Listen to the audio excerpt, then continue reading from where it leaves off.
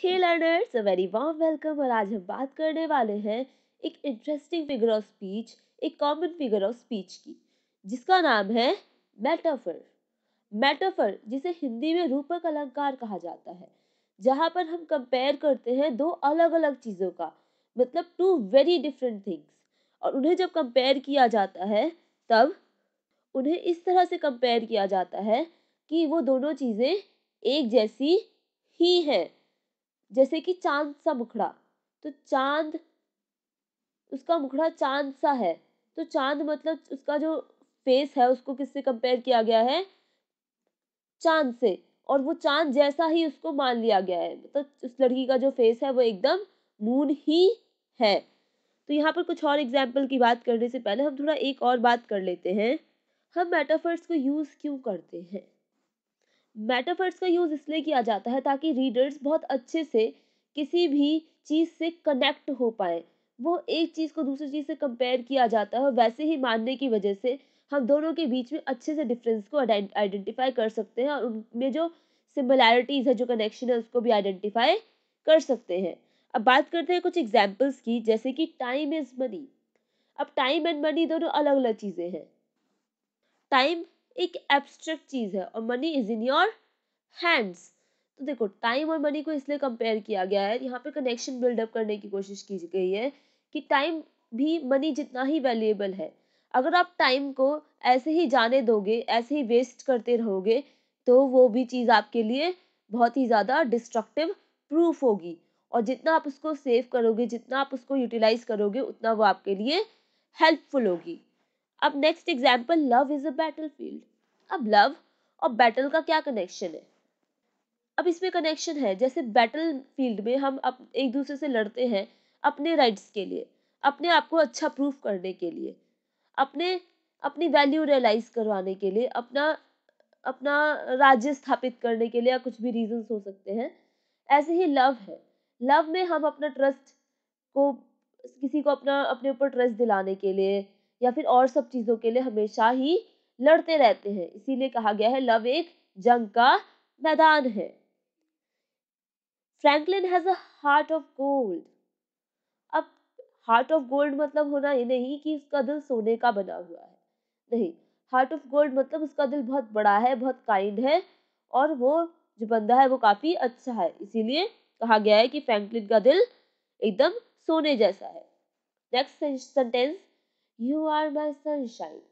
अब sunshine, you are my sunshine, ये lovers के लिए बहुत कॉमन है। आपने सुना होगा अक्सर ही कहते हुए, या फिर आपने खुद अपने बिलविड को कहा होगा कि यू आर माई सनशाइन। लेकिन लेकिन लेकिन ठहरिए, मेटाफर इतना भी आसान नहीं है।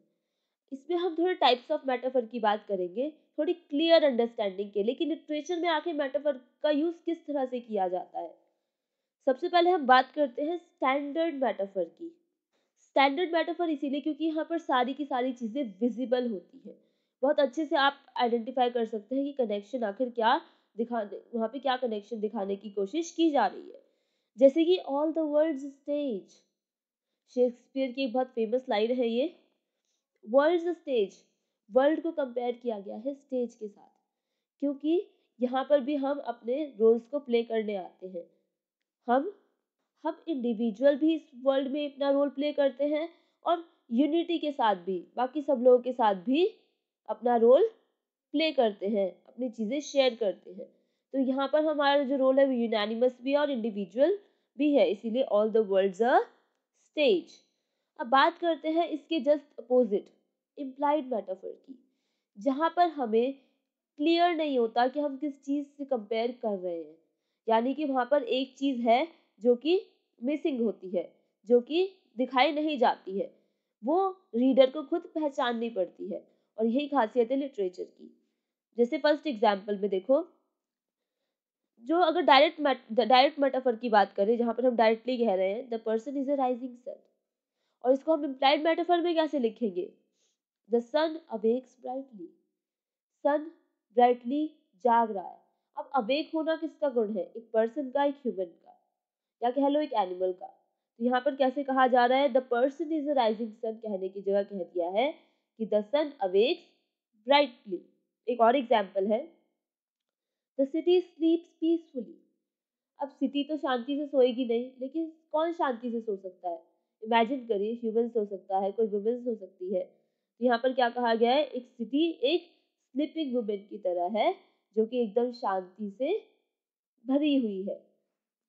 अब यहाँ पर एक और चीज की बात की गई है, हम यहाँ पे पोट्री में यूज करके देखते हैं इम्प्लाइड मेटाफर का।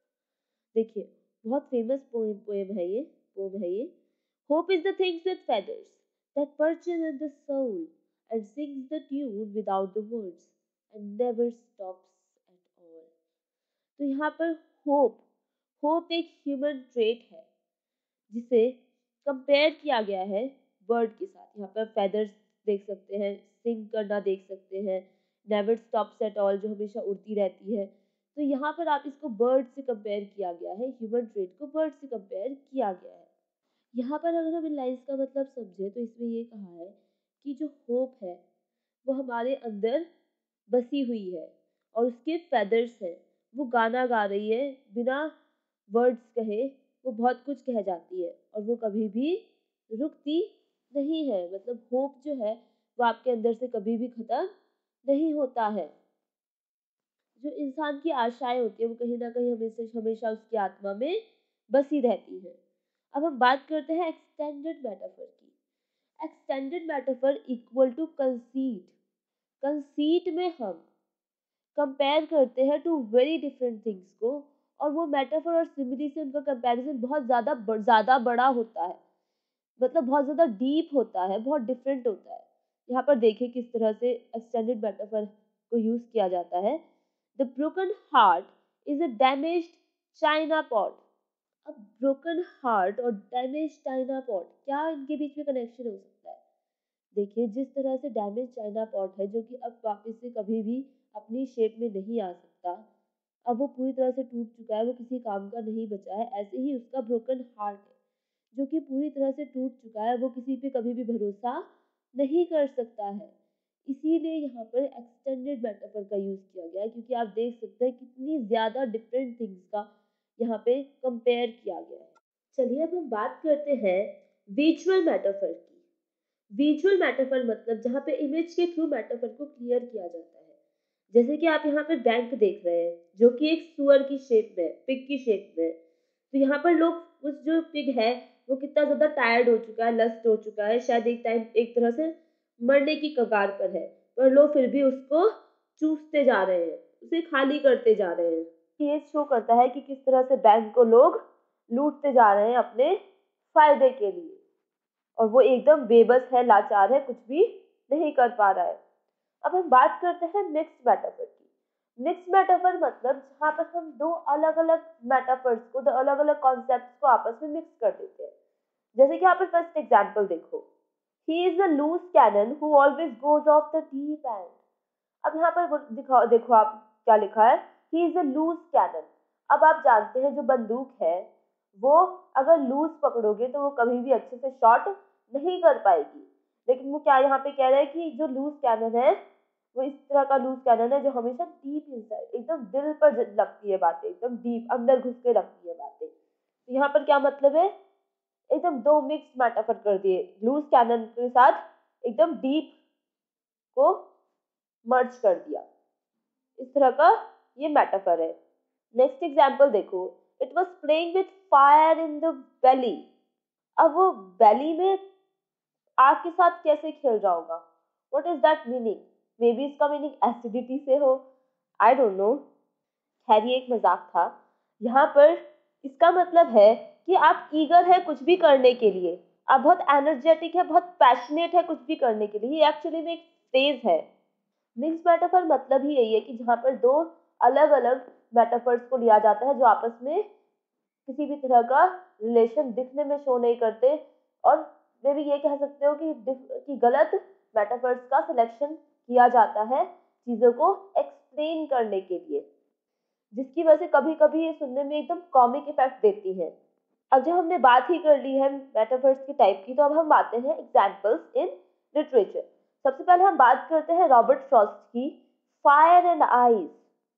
यहाँ पर देखिए क्या लिखा है, some say the world will end in fire, some say in eyes.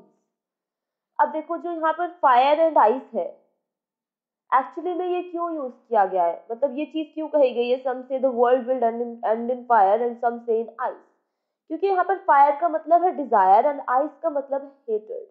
मतलब जो ह्यूमन के दो कैरेक्टर हैं, डिजायर एंड हेटर्ड, वो एक डिस्ट्रक्शन का बहुत बड़ा कॉज है, जो कि है रिस्पॉन्सिबल है वर्ल्ड के डिस्ट्रक्शन में। तो यहाँ पे मेटाफर का यूज किया गया है ये बताने के लिए कि world in and in fire and ice.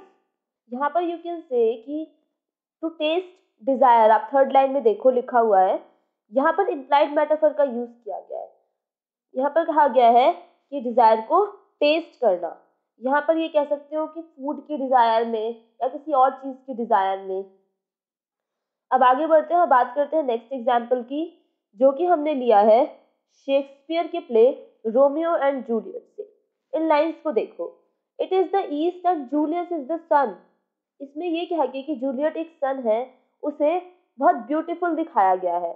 इसमें ये दिखाया गया है कि किस तरह से जूलियट भी एकदम सन की ही तरह ब्राइट है, काफी प्रिटी है, और वो इसकी लाइफ के लिए कितना ज्यादा असेंशियल रोल प्ले करती है, उसके लिए कितनी ज्यादा जरूरी है। यहाँ पे इसलिए जूलियट इज द सन का यूज किया गया है। आई होप आपको मेटाफर समझ में आया होगा। मैंने ये टर्म आपके लिए जितना हो सके उतना सिंपल दिखाने की कोशिश की है, बहुत सारे एग्जाम्पल्स के थ्रू आपको बताने की कोशिश की है डिटेल में, ताकि आपको सारी चीजें क्लियर हो। अगर आपके फिर भी कोई डाउट्स है तो आप कमेंट सेक्शन में पूछ सकते हैं। मिलते हैं नेक्स्ट वीडियो में। Till then keep learning, keep